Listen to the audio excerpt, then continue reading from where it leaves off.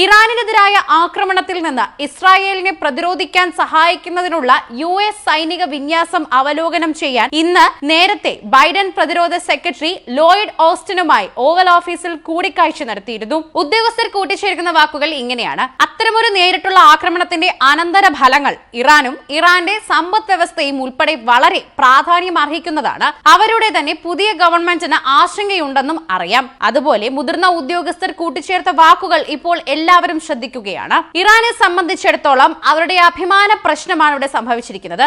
Iran എന്ന സ്ഥലത്ത് ഒരാൾക്ക് പോലും സെക്യൂരിറ്റി ഇല്ല എന്നതാണ് അവിടെ കാണിക്കുന്ന ഒരു പ്രധാന വസ്തുത.